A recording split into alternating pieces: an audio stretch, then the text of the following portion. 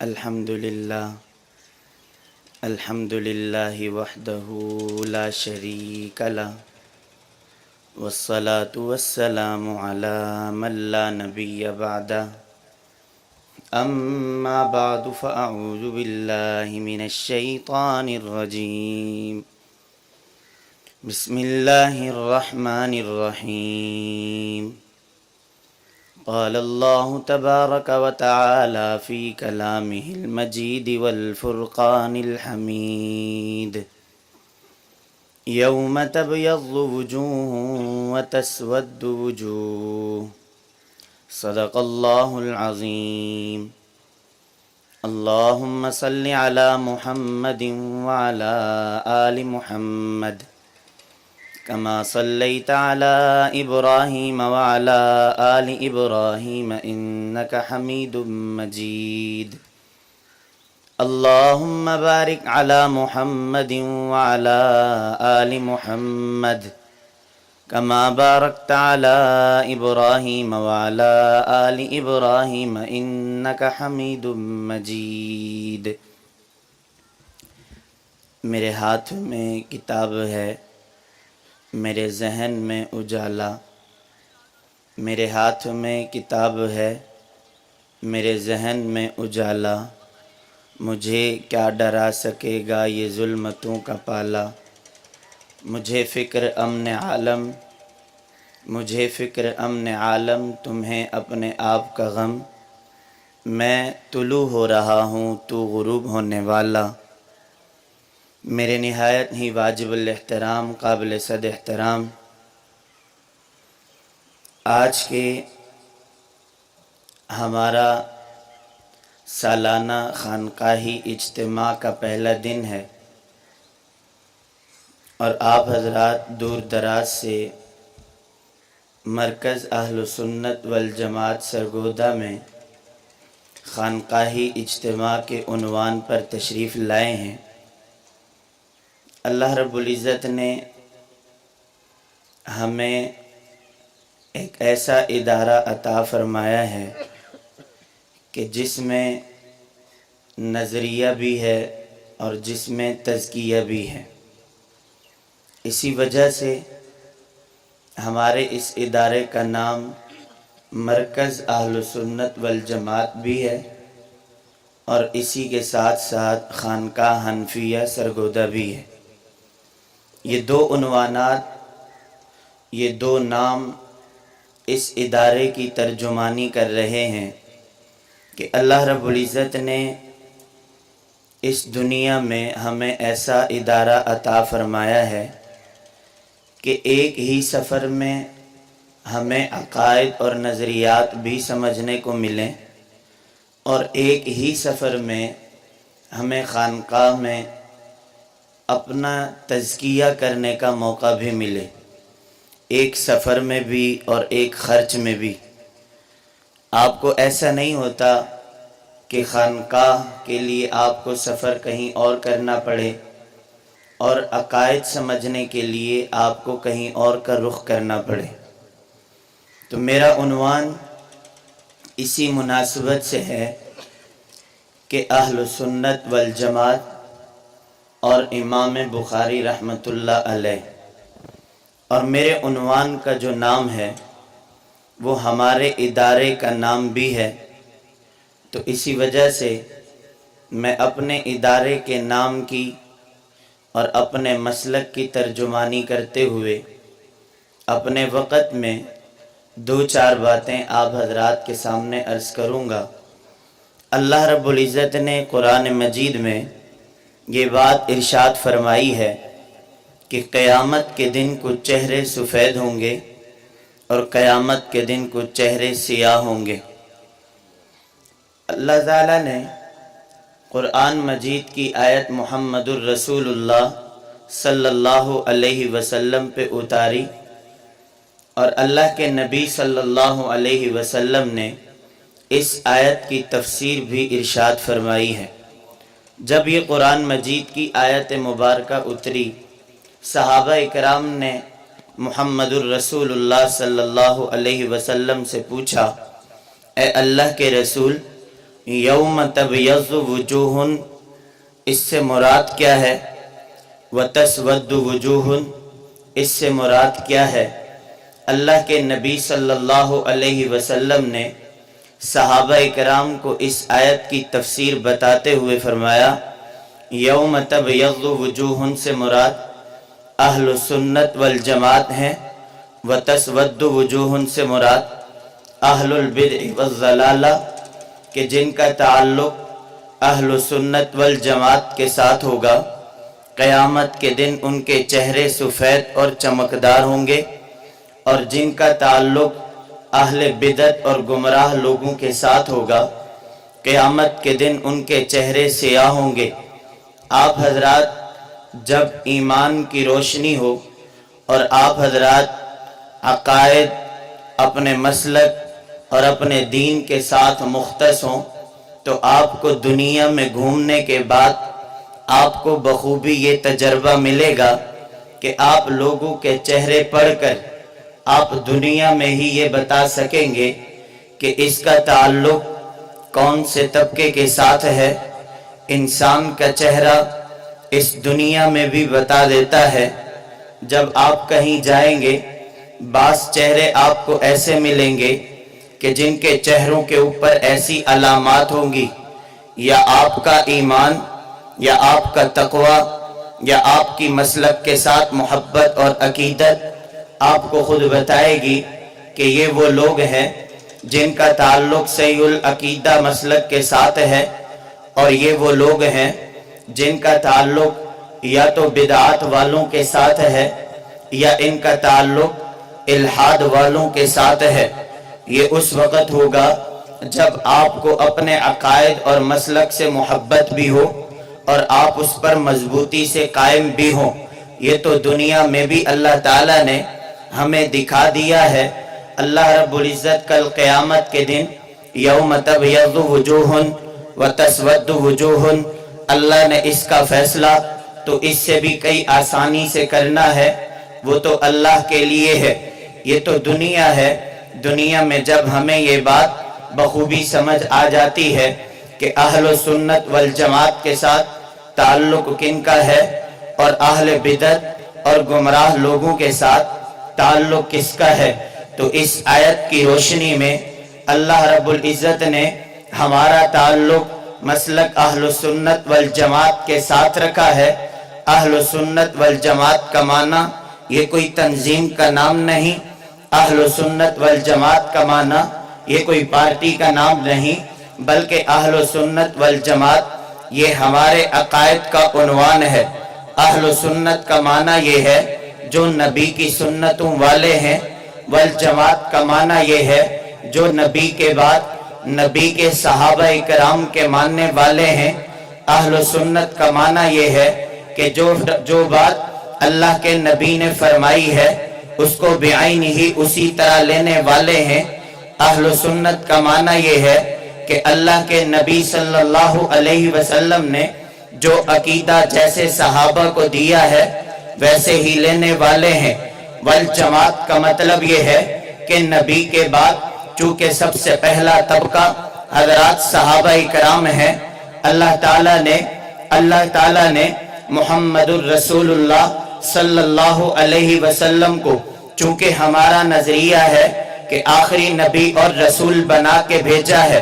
पैगंबर के आखिरी नबी होने पर बाकी दलाइल अपनी जगह है, लेकिन पैगंबर के आखिरी होने पर पैगंबर की जमात सहाबा किराम भी ये नबी के आखिरी होने पर दलालत करते हैं। ये भी खातमुन नबीयीन होने पर सहाबा पैगंबर की खत्म नबूवत के सदके हैं। उसकी वजह यह है हजरत आदम से लेकर मुहम्मदुर रसूलुल्लाह तक अल्लाह रब्बुल इज़्ज़त ने जब इस दुनिया में नबी भेजते तो नबी के जाने के बाद नबी को नुमाइंदे नहीं देते, बल्कि हजरत आदम दुनिया से चले गए, बाद में दूसरे नबी आए, उसके बाद वो नबी चले गए। अल्लाह ताला ने अपने पैगाम को पहुंचाने के लिए नबूवत के सिलसिले को जारी रखा, लेकिन सबसे आखिरी पैगंबर मुहम्मदुर रसूलुल्लाह सल्लल्लाहु अलैहि वसल्लम है।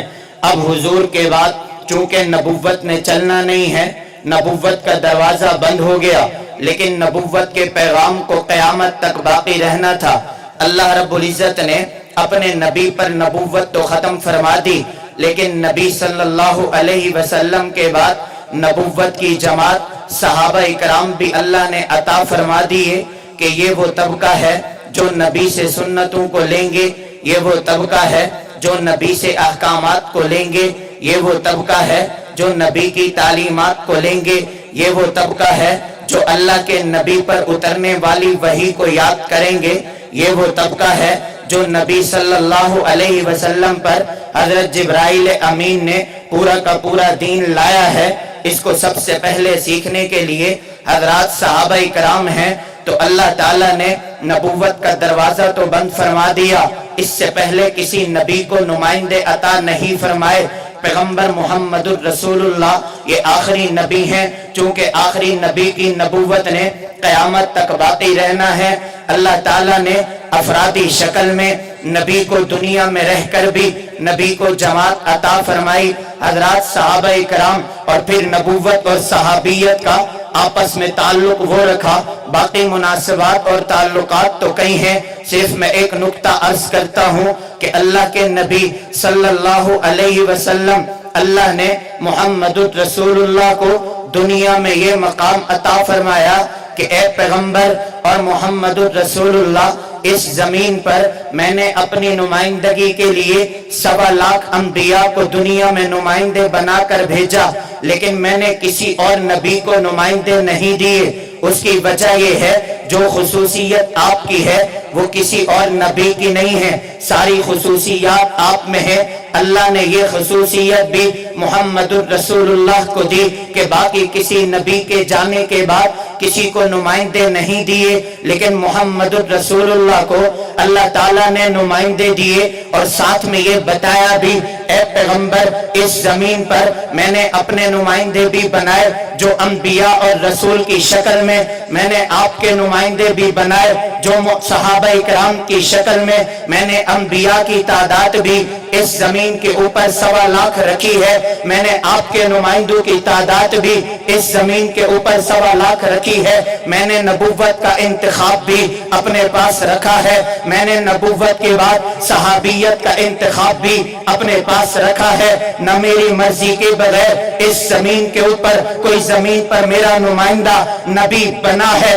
نہ کوئی اپنی مرضی سے اس زمین کے اوپر نبی آپ کے نمائندے صحابہ اکرام میں کوئی صحابی اپنی مرضی سے بنا ہے۔ سب سے پہلے میں نے زمین کے اوپر جتنے انبیاء اپنے نمائندوں کی تعداد 1.25 لاکھ رکھی ہے، میں نے اس زمین کے اوپر آپ کے نمائندوں کی تعداد بھی 1.25 لاکھ رکھی ہے۔ میں نے اپنے نمائندوں کے انتخاب کے لیے بھی انتخاب اپنے پاس رکھا ہے، آپ کے نمائندوں کے لیے انتخاب بھی اپنے پاس رکھا ہے۔ نبی بھی انتخاب خدا ہے، اہل سنت والجماعت کا عقیدہ ہے۔ صحابی بھی انتخاب خدا ہے، نہ اعتراض نبوت پہ ہے، نہ اعتراض صحابیت پہ ہے، نہ انکار 1.25 لاکھ انبیاء میں کسی ایک نبی کا ہے، نہ انکار 1.25 لاکھ صحابہ میں کسی صحابی کا ہے۔ کوئی اگر نبی کا انکار کرے وہ بھی بے ایمان ہے، کوئی صحابہ میں کسی ایک صحابی کا انکار کرے وہ بھی بے ایمان ہے۔ وجہ یہ ہے نبی بھی انتخاب خدا ہے، صحابی بھی انتخاب خدا ہے۔ یہ ایک نظریہ اور عقیدہ آپ حضرات کے سامنے میں نے پیش کیا۔ ہمارے مرکز کا یہ مزاج ہے کہ ہم بنیاد پر بات کرتے ہیں اور اس کے اوپر پھر دلائل دیتے ہیں۔ آپ پوری دنیا میں گھومیں، آپ کو یہ نظیر اور مثال نہیں ملے گی۔ وجہ کیا ہے کہ جب بنیاد پر محنت ہو، عقائد اور نظریات بنیاد سے سمجھ آتے ہیں۔ اگر آپ بنیاد چھوڑ دیں، اوپر لگے رہیں، تو عوام کے ذہنوں سے اشکالات نہیں جانے۔ اب ہم نے اپنا نظریہ عقیدہ سمجھا دیا، اب کوئی دنیا میں 1.25 لاکھ نبی میں کسی نبی پر اعتراض کرے، ہم نے اس کا بھی دفاع کرنا ہے۔ 1.25 لاکھ صحابہ میں اگر کسی صحابی کی صحابیت پہ اعتراض ہوگا، ہم اس کا بھی دفاع کریں گے۔ اس کی وجہ یہ ہے کہ ہم نے اہل سنت والجماعت کو اپنایا ہے، یہ کوئی تنظیم نہیں بلکہ اہل سنت یہ بھی عقیدہ ہمارا ہے، والجماعت یہ بھی عقیدہ ہمارا ہے۔ اہل سنت میں نبی کی ساری چیزیں داخل ہیں، والجماعت میں صحابہ کی ساری چیزیں داخل ہیں۔ اب ہم نے یہ عقیدہ پیش کیا، اب نہ اعتراض حضرت آدم پہ ہے، نہ اعتراض حضرت یوسف پہ ہے، نہ اعتراض حضرت اسماعیل پہ ہے، نہ اعتراض حضرت ابراہیم پہ ہے، نہ اعتراض محمد الرسول اللہ پہ ہے۔ وجہ یہ تھا کہ انتخاب خدا کا ہے، خدا کے انتخاب پہ اعتراض نہیں ہو سکتا۔ ادھر صحابہ بھی انتخاب خدا ہیں، صدیق اکبر صحابی رسول ہیں، انتخاب خدا ہیں، صدیق اکبر پہ اعتراض نہیں۔ حضرت عمر انتخاب خدا ہیں، حضرت عمر کی صحابیت پہ اعتراض نہیں۔ حضرت عثمان انتخاب خدا ہیں، حضرت عثمان کی صحابیت پہ ہمیں اعتراض نہیں۔ حضرت علی صحابی رسول ہیں، ان کے انتخاب پہ ہمیں اعتراض نہیں۔ جس طرح یہ چاروں خلفاء یہ خلیفہ ہیں، ہمیں ان کی خلافت پہ ہمیں اعتراض نہیں۔ سارے صحابہ میں امیر معاویہ ہوں، ہمیں ان پہ بھی اعتراض نہیں۔ وجہ یہ ہے جس طرح صدیق اکبر یہ انتخاب خدا تھے، جس طرح عمر یہ انتخاب خدا تھے، جس طرح عثمان یہ انتخاب خدا تھے، جس طرح علی یہ انتخاب خدا تھے، امیر معاویہ بھی انتخاب خدا ہیں۔ اگر سیدنا صدیق اکبر یہ اللہ کے نبی کے سسر ہیں، انتخاب خدا کا تھا۔ حضرت عمر سسر ہیں، انتخاب خدا کا تھا۔ حضرت عثمان داماد ہیں، انتخاب خدا کا تھا۔ حضرت علی داماد ہیں، انتخاب خدا کا تھا۔ اگر 1.25 لاکھ انبیاء میں کسی انتخاب پہ اعتراض ہوگا، 1.25 لاکھ صحابہ میں کسی پہ اعتراض ہوگا، اس کا مطلب یہ ہے ہم نے خدا کے انتخاب پہ اعتراض کیا ہے۔ ہم نہ 1.25 لاکھ انبیاء پہ کسی کا اعتراض برداشت کرتے ہیں، نہ 1.25 لاکھ صحابہ میں صدیق اکبر سے لے کر امیر معاویہ تک نہ کسی صحابی پر اعتراض برداشت کرتے ہیں۔ اہل سنت یہ عنوان بھی ہمارا ہے، والجماعت یہ عنوان بھی ہمارا ہے، نبی کا دفاع یہ بھی ہمارا ہے، والجماعت صحابہ کا دفاع یہ بھی ہمارا ہے۔ پورا دین ہے نا، تو پورے دین پر بات پورے دین پہ ہوگی۔ میں نے ابھی اہل سنت پہ بات کی، والجماعت پہ بات کی۔ دنیا میں آج یہ فضا قائم کی جا رہی ہے کہ اپنے آپ کو کیا اہل سنت کہنا ضروری ہے، کیا اپنے آپ کو یہ والجماعت کہنا ضروری ہے۔ یہ تو تفریق اور فرقہ واریت کے فضا ہے، بلکہ یہ فضا قائم کی جائے کہ جی بس مسلمان ہیں، مسلمان کہنا کافی ہے۔ یہ ہر جگہ یہ فضا، یہ اعتراض، یہ ہمیں سمجھانے کی بات کی جا رہی ہے۔ اور جہاں بھی آپ دنیا میں دیکھیں گے کہ اعتراض بھی اہل حق پہ، تنقید بھی اہل حق پہ، اور سمجھانے کی کوشش بھی اہل حق کو کہ آپ جی یہ نہ کہیں، یہ نہ کہیں۔ گزشتہ دن پہلے ایک جگہ ایک شخص آیا اور اس نے کہا کہ مولانا صاحب ہم صرف مسلمان ہیں، آگے یہ جو تفریق ہے اس سے ہمارا کوئی تعلق نہیں۔ میں نے کہا اچھا، میں نے کہا آج کی دنیا میں اس کا تعلق مخالف مذہب سے تھا۔ آج کل دنیا میں ہر بندہ یہ بات تو کہہ رہا ہے کہ جی مسلمان کہو۔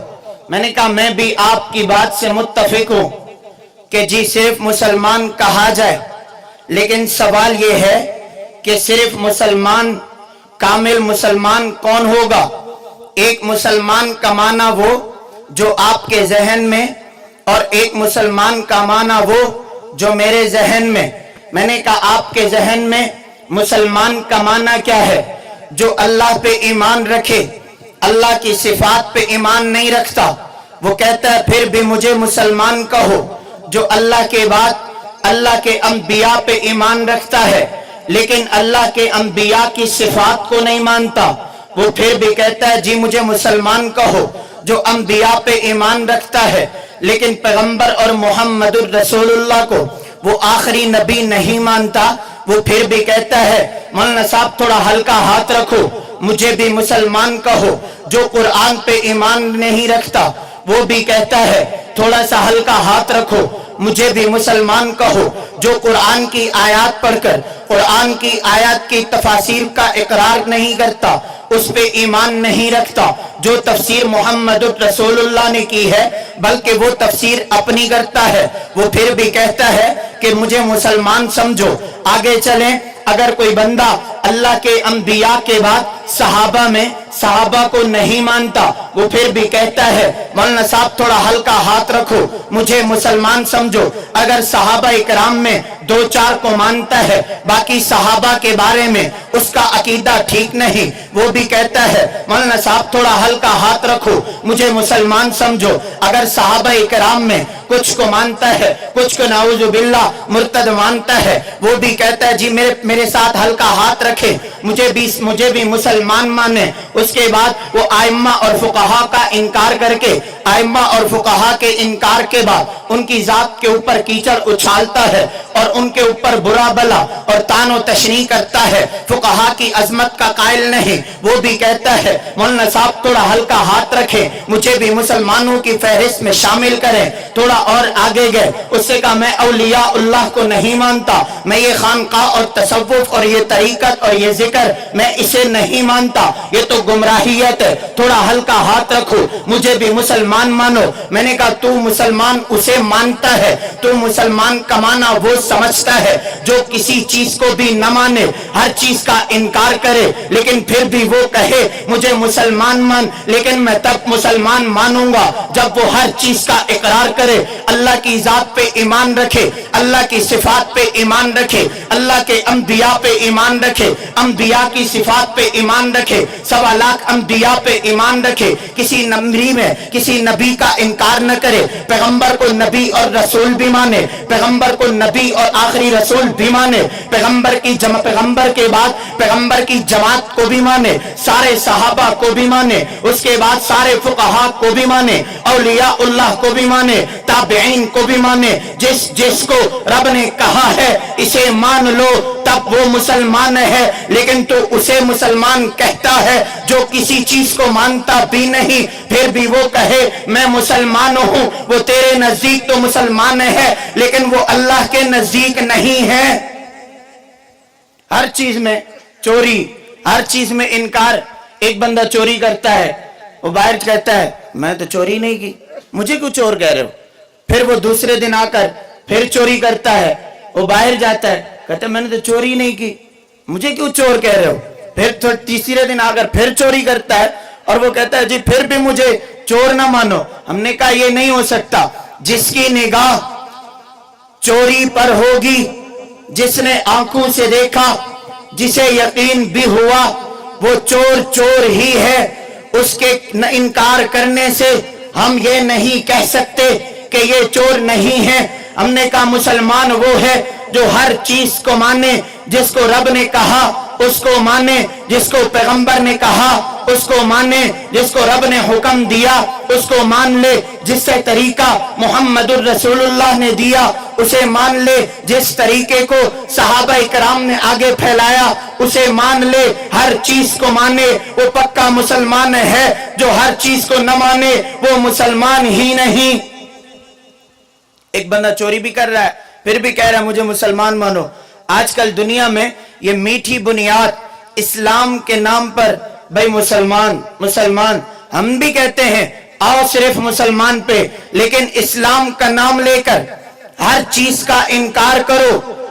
ہم سب کو بتائیں گے اس نے ان چیزوں کا انکار کیا، قرآن کا نام لے کر، قرآن کی آیات کو پڑھ کے قرآن کی آیات کی تفسیر کا انکار کرو، ہمیں وہ بھی برداشت نہیں۔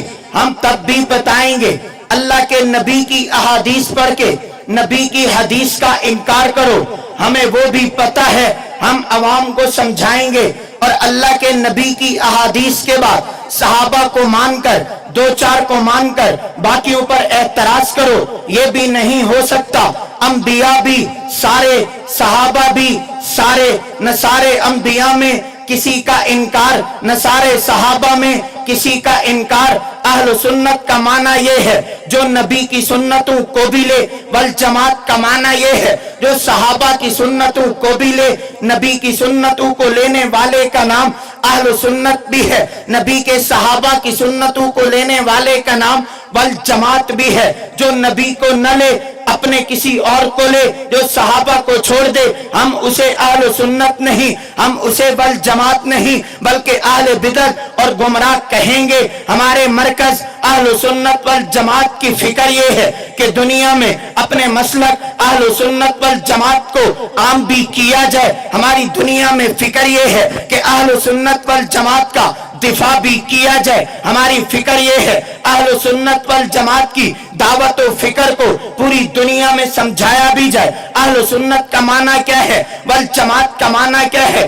امام بخاری اہل سنت والجماعت ہیں۔ آج دنیا میں اگر کوئی یہ کہے کہ امام بخاری کو انہوں نے چھوڑ کر انہوں نے ابو حنیفہ کو لیا ہے، اگر کوئی یہ کہے امام بخاری کو چھوڑ کر انہوں نے کسی اور کا راستہ لیا، ہم نے کہا نانا یہ تمہارا اعتراضی غلط ہے۔ اس کی وجہ یہ ہے تمہیں سوال کرنا نہیں آتا، تمہارا سوال تب بنتا جب تم یہ کہتے ہمارا نظریہ یہ ہوتا کہ ہم نے ابو حنیفہ کو امام بخاری کے مقابلے میں کھڑا کیا ہے، یا امام بخاری امام ابو حنیفہ کے مخالف ہیں، یا ہمارا مسلک اہل سنت والجماعت یہ امام بخاری سے ہٹ کر ہے۔ امام بخاری اور ہماری کوئی لڑائی نہیں، امام بخاری بھی اہل سنت والجماعت ہیں، ہم بھی اہل سنت والجماعت ہیں۔ امام بخاری نے صحیح البخاری کتاب لکھی ہے۔ امام بخاری کی کتاب کا مقام وہ ہے اصح الکتب بعد کتاب اللہ البخاری۔ امام بخاری نے کتاب لکھی جس کو کتاب اللہ کے بعد سب سے زیادہ رتبہ ملا ہے۔ امام بخاری کی ذات کو دیکھیں، وہ بھی اہل سنت والجماعت ہے۔ امام بخاری نے اپنی کتاب میں ابواب باندھے ہیں، وہ بھی اہل سنت والجماعت ہیں۔ امام بخاری نے اپنی کتاب میں احادیث لائی ہیں، وہ بھی اہل سنت والجماعت کے مطابق ہیں۔ نہ امام بخاری کی حدیث پیغمبر کی سنتوں کے خلاف ہے، نہ امام بخاری کی کوئی حدیث نبی کے صحابی کے خلاف ہے، نہ امام بخاری کا عنوان پیغمبر کی سنتوں کے خلاف ہے، نہ امام بخاری کا عنوان پیغمبر کی جماعت صحابہ کے خلاف ہے، نہ امام بخاری کی نہ امام بخاری نے اپنی ذات کو پیغمبر اور صحابہ کے خلاف کیا ہے۔ اس کی وجہ یہ ہے اگر امام بخاری نبی اور نبی کے صحابہ کو چھوڑ دیں تو صحیح بخاری کیسے لکھی؟ دنیا کہتی ہے نا کہ جی ان کو دیکھو اور امام بخاری کو دیکھو، تم تو بہت بات کے ہو، تم تو آج کی پیداوار ہو، اور ہم اہل سنت والجماعت اور ہمارا امام بخاری کا کسی بھی قسم کا کوئی ٹکراؤ ہی نہیں ہے، ہم تو ایک ہی ہیں۔ امام بخاری شافعی المسلک اور امام شافعی اہل سنت والجماعت ہیں۔ امام احمد ابن حنبل یہ بھی اہل سنت والجماعت ہیں۔ امام مالک یہ بھی اہل سنت والجماعت ہیں۔ امام اعظم ابو حنیفہ یہ بھی اہل سنت والجماعت ہیں۔ قاضی ثناء اللہ پانی پتی رحمت اللہ علیہ نے، حضرت مولانا شاہ ولی اللہ محدث دہلوی رحمت اللہ علیہ نے، حضرت مولانا عبدالعزیز رحمت اللہ علیہ نے، آپ ان کو پڑھیں، ان کو دیکھیں، یہ فرماتے ہیں چاروں ائمہ یہ اہل سنت والجماعت ہیں۔ چاروں ائمہ سے ہٹ کر پانچواں دنیا میں کوئی مذہب نہیں۔ 4 قرون کے بعد یہ وہ 4 مذاہب فقہی ہیں جن کا اختلاف فروعی ہے، ان کا عقائد میں اختلاف نہیں۔ اسی وجہ سے یہ چاروں فقہا اہل سنت والجماعت ہیں، ان کے متبعین اور ان کی تقلید و اتباع کرنے والے بھی اہل سنت والجماعت ہیں۔ ہاں اگر کوئی ان سے ہٹ کر کوئی پانچویں فقہ بنانے کی کوشش کرے یا ان کی مخالفت کرے، وہ کبھی اہل سنت والجماعت نہیں ہوگا۔ ان کی مخالفت کرنے والا وہ گمراہ ہوگا۔ تو پتہ یہ چلا یہ چاروں فقہا یہ چاروں ائمہ یہ اہل سنت والجماعت ہیں۔ امام ابو حنیفہ کا امام شافعی سے اختلاف ہے، لیکن یہ اختلاف فروعی ہے، یہ فقہ کا اختلاف ہے، یہ مسائل کا اختلاف ہے۔ अकायद का इख्तिलाफ नहीं, इमाम अबू हनीफा का और इमाम अहमद इब्न हम्बल का इख्तिलाफ मसाइल में है, अकायद में नहीं। इमाम मालिक का, इमाम अबू हनीफा का ये जो इख्तिलाफ है ये अकायद में नहीं, ये मसाइल में है। चारों आइम्मा का आपस में इख्तिलाफ ये फरूई है। इन्होंने न नबी की सुन्नतों पे इख्तिलाफ किया, न किसी अकीदे पे इख्तिलाफ किया। हाँ, जब इनका इख्तिलाफ किसी अकीदे पे होता फिर हम ये कहते इनकी आपस में लड़ाई है, लेकिन इनकी आपस में कोई लड़ाई नहीं। वजह ये है ये चारों एक घर के हैं लेकिन तुम किसी घर के नहीं। ये चारों तो एक ही घर के हैं ना, तुम तो किसी घर के नहीं। मुमकिन है मेरा उन्वान आप हजरात के सामने तफसील तो नहीं, कुछ बातें आप हजरात के सामने बतौर मिसाल रखी हैं। इसी वजह से कभी भी दुनिया के तबकों में और दीन को बिगाड़ने वालों में हम किसी से मुतासिर नहीं होते। उसकी वजह यह है कि ये मरकज़ हमें ऐसे एतमाद और यकीन पे खड़ा करता है कि हमारे पास अकायद हैं, हम खाली उल अकायद नहीं हैं। हमारे पास दलाइल भी हैं, हम खाली दलाइल नहीं हैं, दलाइल भी हैं। सिर्फ आपको यहाँ आकर दो काम करने हैं। नंबर एक, अपने अकायद और नजरियात को भी समझना है, और नंबर दो, दुनिया में जाकर अपने अकायद और मसलक का दिफा भी करना है। तो मैंने आप हजरात के सामने मसलक अहलुस सुन्नत वल जमात और आखिर में इमाम बुखारी रहमतुल्लाह अलैह के हवाले से कुछ बातें की हैं। अल्लाह रब्बुल इज़्ज़त हम सबको अमल करने की तौफीक अता फरमाए। अल्लाह रब्बुल इज़्ज़त हमारा ताल्लुक अहले हक के साथ वाबस्ता रखे। व आखिर दावाना अनिल हम्दुलिल्लाहि रब्बिल आलमीन।